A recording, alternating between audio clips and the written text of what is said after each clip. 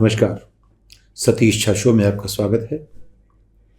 तो ईरान के विदेश मंत्री भारत आ गए क्योंकि हमारे एक राष्ट्रीय पार्टी के प्रवक्ता ने पैगंबर के खिलाफ कुछ ऐसी बातें कही कि तमाम देशों को आपत्ति हुई और कुछ लोगों ने पहल की।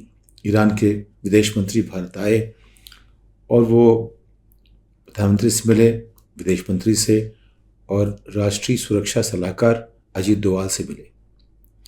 अंत में बात यह तय हुई कि भारत सरकार संविधान के हिसाब से चलती है, हर धर्म का सम्मान करती है, किसी धर्म को छोटा बड़ा नहीं समझती, यानी कि सर्व धर्म संभाव की जो बात है वो कम से कम औपचारिक रूप से हमारी सरकार की नीति है। वो अनौपचारिक रूप से क्या कर रही है वो अलग बात है।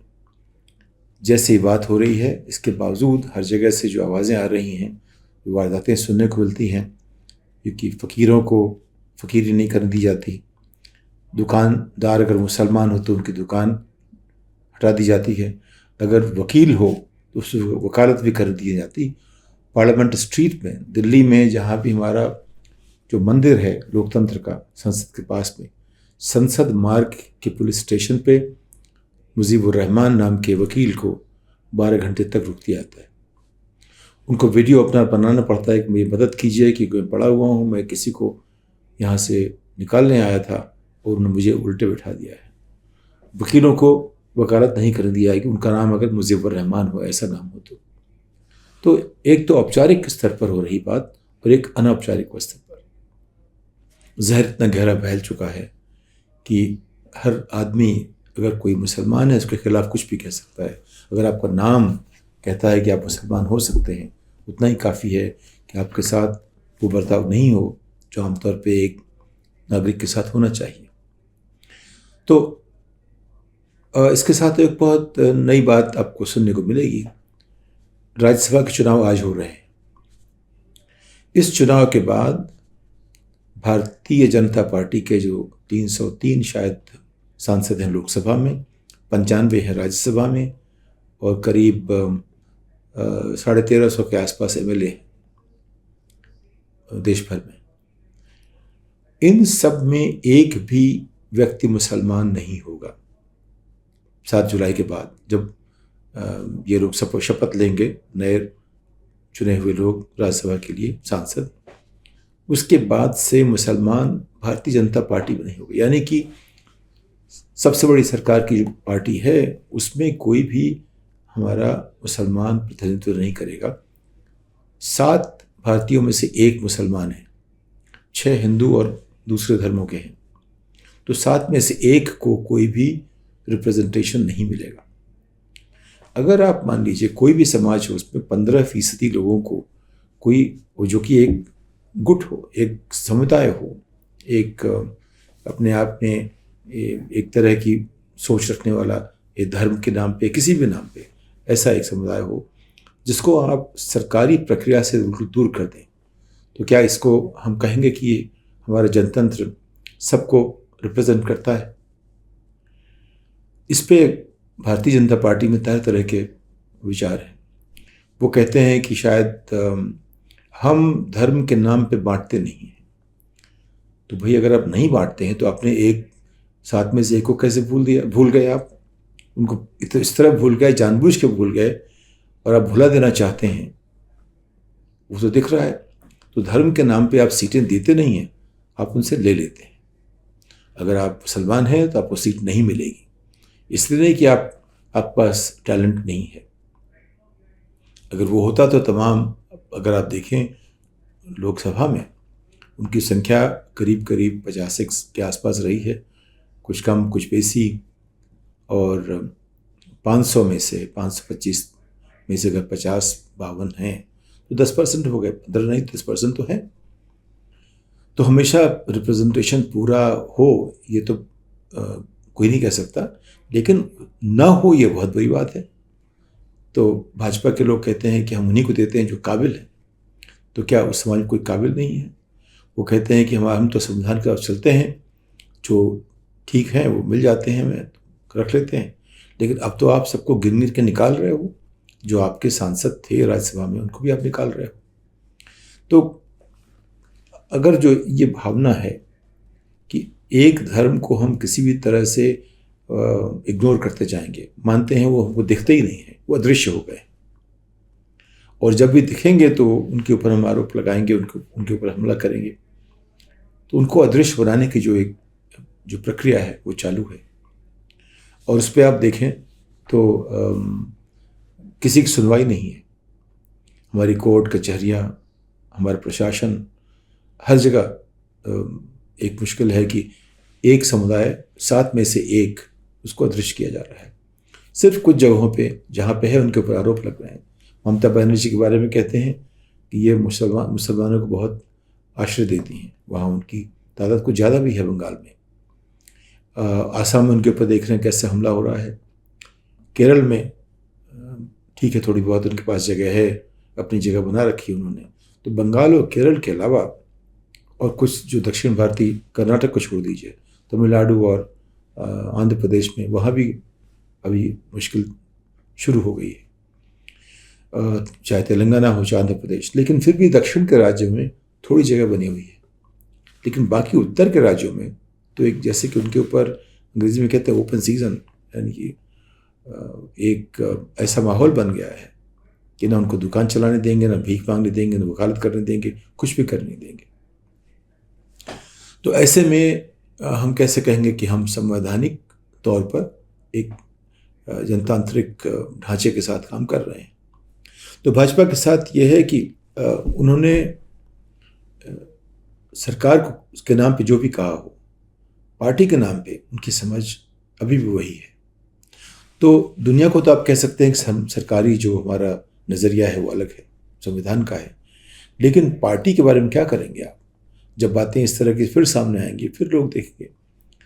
तो एक साहब हैं जो पुराने IAS हैं, वो इंफॉर्मेशन कमिश्नर हैं, उन्होंने एक और नया एक शगुफा छोड़ा है। वो कहते हैं कि जिन लोगों ने इस बात को अंतर्राष्ट्रीय किया है वो देशद्रोही है। वह बताइए, आज की दुनिया में कोई बात छुपी तो रहती नहीं है।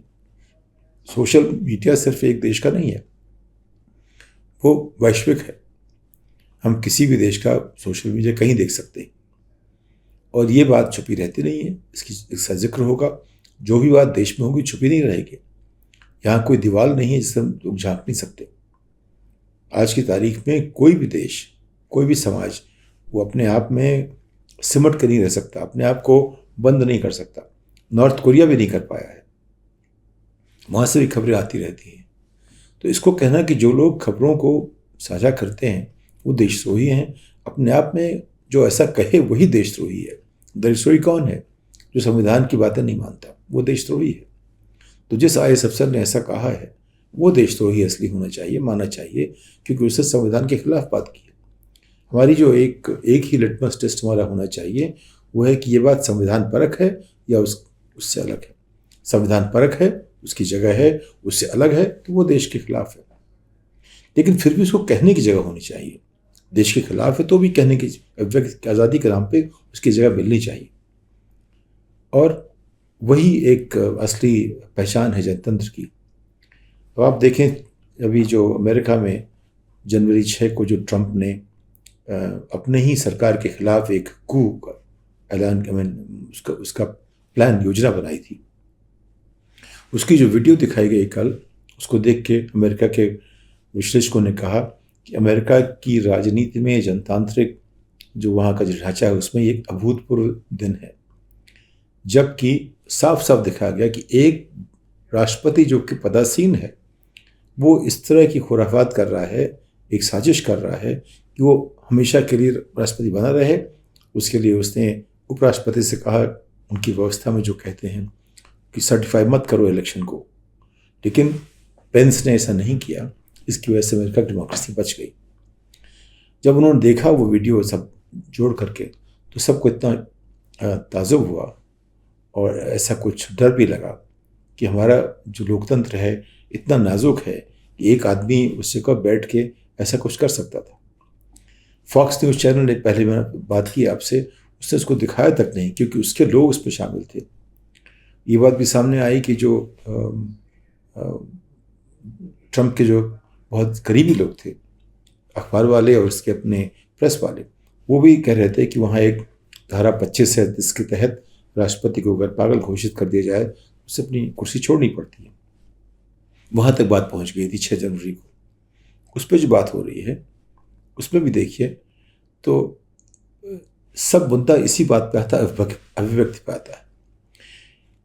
इसके बावजूद कि वहाँ पे एक सरकार का सत्ता बदलने की गुंजाइश थी, उन्होंने ये बात स्वीकार की कि अभिव्यक्ति की आज़ादी को हम कम नहीं होने देंगे। उसके बावजूद तो हम कहाँ तक लोगों को आज़ाद करते हैं अपनी बात कहने के लिए, वो बताता है कि हम कितने जनतांत्रिक हैं। हर बात पे डिफेमेशन, हर बात पे सडिशन, हर बात पे इस तरह की बातें करने वाला देश जनतांत्रिक नहीं हो सकता।